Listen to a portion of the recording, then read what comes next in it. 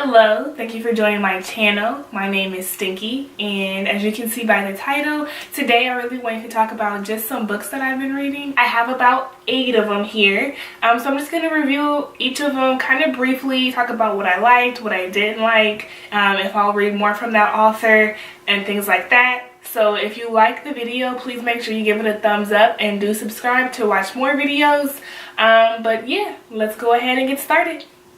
So the first book I want to talk to you guys about is The 48 Laws of Power. This book was probably one of my favorite out of the whole 8 books that I've read this year. This one, I was actually hesitant to read this one the most. I had went to Barnes & Noble to kind of browse through books, and this one caught my attention. And as I was reading through the names of the chapters, I immediately put it back. I thought it was really dark. I thought it was really just, I don't know, negative sounding. It just seemed like it was for like a villain trying to take over the universe. It just didn't seem like anything that I would be interested in or anything that I should be reading. So I put it down and I let it go. I think this was sometime last year. And then I think I read the Charlemagne book, and I remember him really encouraging people to read books outside of your comfort zone, reading books that don't have anything to do with you, that, you know, just really outside of what you would normally typically read. So I remember being in the mood to go ahead and read a book, and I remember remembering I remember just thinking about the 48 Laws of Power and how I put it down. So I went ahead, I bought the book, I decided to read it, and I am so glad that I did. It was an amazing read. The 48 Laws all come with different stories about people who use the law successfully, people who use the law unsuccessfully, and it shows people's rise, it shows people's falls. It just has some amazing stories and some great details, and I really enjoyed reading the book. Now, all 48 laws are not necessarily something that I agree with or some things that I will be implementing into my everyday life, but definitely some of them are things that you can do. They can be subtle things that you just do within your own life or within yourself that nobody else will probably even recognize, which is the beauty about it. And yeah, you can use this stuff like at work, you can use this at home in your relationship with your family, anywhere. So it was really good. One of the things that I noticed was that one of the main themes of the laws is to be able to control your emotions, but it doesn't really explain how to control your emotions. So I remember after reading this book really being on the lookout for a book to teach me how to control my emotions so that I can better implement this, because saying control your emotions is very easy, but it's not always easy to do. It's just easy to say. So I really looked for a book that I could, you know, guide me into being able to control my emotions better, to be able to obey or, you know, follow the 48 Laws of Power. Which leads me into my next book, which is Emotional Intelligence 2.0.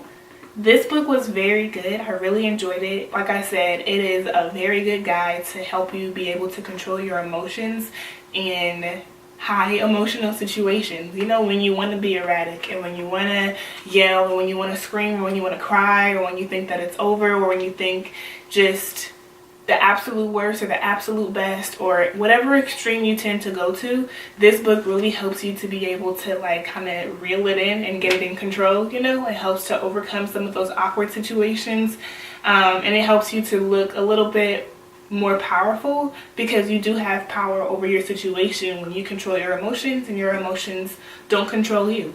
So that's what I love about this book. I thought it was great. It's broken down into 4 easy sections, so you can kind of go by section, whichever one you think you need to work on at that time.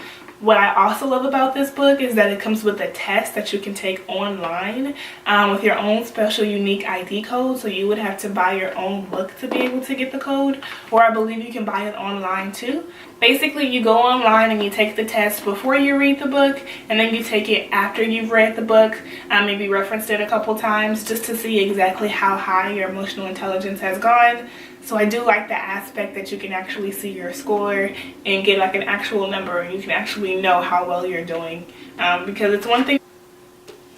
The next book that I want to talk to you guys about is called I'm Judging You, and this book, I thought it was an okay book. It wasn't my favorite necessarily. While I do love the author, I follow her on Instagram and on Facebook and things like that. Her name is Lovey. I just didn't care for the book all that much. I thought the information was very obvious, I guess, or maybe she and I just really possess very similar viewpoints on things, and so everything that she said pretty much I don't know, I guess I've known, or I agree. And so although it's really nice to be able to read about someone that you agree with, it can be a little boring just to kind of have validation on things that you already kind of seem to know. So it wasn't a lot of new information for me. However, maybe if I wasn't, I don't know, as similar to her, or maybe if I was from a different walk of life, then I would be able to appreciate the book a little bit more. So definitely I would still recommend it to maybe somebody who is not familiar with Black culture, or being a Black woman, or just being a minority, or if you are looking for a very nice, I don't know, kick in the boot, I suppose. This would be a really good book for you. Yeah, so I would give it 3 stars. Yeah. Alright, so the next book that I want to talk to you guys about is called Fledgling by Octavia Butler. This one again is a classic that I wanted to read.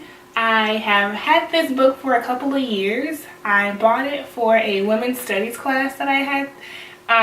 And I was supposed to read it for class, and I never actually did. So I always told myself I would eventually pick up the book and read it, since it was, you know, mandatory for class. I figured, I'm sure there's a reason why they wanted me to read it. And my teacher was Black too, so I figured, you know, like, something has to be good about this book. This is a Black author, and like the little feet on the book cover are little Black feet, if you can see them. So basically this book is about this girl, and this white guy finds her, and he's trying to figure out like where she came from and where she belongs. But come to find out, she's really like older. She's not really a little girl, and it's about like vampires kind of, and this society, and like it combines racism, it combines classism, it combines sexism, it combines ageism. There's just so many isms within this book. It is definitely, I definitely understand why my teacher wanted us to read it for class, because it covers just a lot of intersectionality, and very political, very intense, and a good storyline. Probably not something that I would read if it weren't for class. I think it was good as far as to be able to discuss. However, just to enjoy, like leisurely, it was just a lot going on. Again, with the classism, the sexism, the genderism, and the X and the Y's and the Z's. It was a lot. It was a lot. But I did enjoy the book. It was a good book. Would I read another Octavia Butler book? I probably would.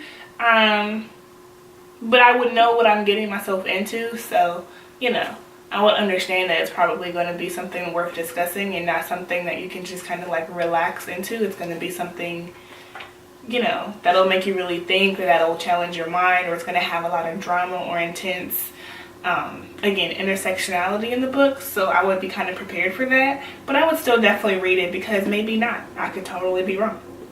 I don't know. But for that book, I would give it like 3 stars. I thought it was decent. So let's talk about how to meditate. So just like it sounds, this book breaks down what is meditation, how to meditate, why you should meditate, when you should meditate. It breaks down different meditations for different moods or different periods of life, like when you're happy, when you're sad, when you're depressed, when you've lost a loved one, when you're in love, when you're feeling compassionate. It just really breaks down a lot of different meditations. There's meditation where you focus on your breath, meditation where you focus on your mind, and they're all extremely helpful and really, really useful. So I love this book. Again, it's a reference book. whatever you're going through in life, you can kind of pick up and read what you need. I like that it's not something that you have to read front to back. I give this book 5 stars because it comes through when I need it every single time. It's beautifully written. I think I got this at Barnes & Noble just browsing through. Usually I do buy my books off of Amazon, but this one I got at Barnes & Noble. So even if you don't find this one, I would still recommend going to Barnes & Noble and just browsing through, seeing what you can find at your local bookstore, and just see, you know, what kind of grinds your gears. But yeah, I give this book 5 out of 5 stars. I thought it was amazing. It's definitely worth the book. Alrighty. So next we have The Subtle Art of Not Giving a F. This one is by Mark Manson, and I thoroughly enjoyed this book. I saw that it was like on the New York bestseller time list, and I saw that it was a book that people kept really talking about and bringing it up. I would see it a lot on Instagram, so I went ahead and bought it so I could see what the hype was about. And after reading it, I definitely enjoyed it. However, it was just like a book about Buddhism, basically. Like, even when I first started reading it, before they started talking about Buddhism, I remember thinking, he's just breaking down Buddhism and using different language besides, you know, the typical Buddhist language. And so eventually he did start talking about the story of Buddhism and Buddha and things like that. And so I thought it was interesting that he kind of just presented Buddhism in a different format for people to be able to kind of understand and digest. It was like a Buddha in a bite size. And so I liked it. He definitely gives you some really nice tips, like things like how to say no, how to set boundaries, and how to just, you know, again, going back to kind of controlling your emotions. He talks about what's important and what's not important and making sure that you have your priorities straight. Again, a really good self-help book that I enjoyed this year. I would give it like a 4 out of 5 stars. I don't know. But I definitely really enjoyed it, and I thought it was great. It was well written, and I enjoyed it. The last book that I have is called We Should All Be Feminists. And so this one was a really good book. I thought, as you can see, it's not very big. It's like super little. It's only, let's see, like 50 pages. It's only 50 pages, but it's like the size of my hand. So you can kind of get that I read it in a day. Not even a day, like in an hour. What I didn't know about this book is that it was actually a TED Talk by the same name, We Should All Be Feminists. And had I known that it was a TED Talk before I had read the book, I definitely would have probably just watched the TED Talk and bought another book on Amazon. But I didn't know, so I still went ahead and read the book. Nonetheless, it was a good book, but I thought it was worth the read. She talks about some stories about Nigeria, about her family, about some of her friends and experiences here in America.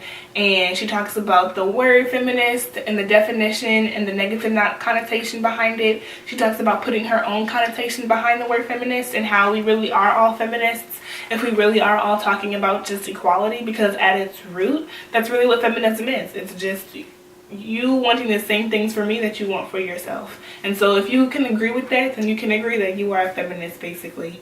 And again, she just gives really good stories and anecdotes behind that.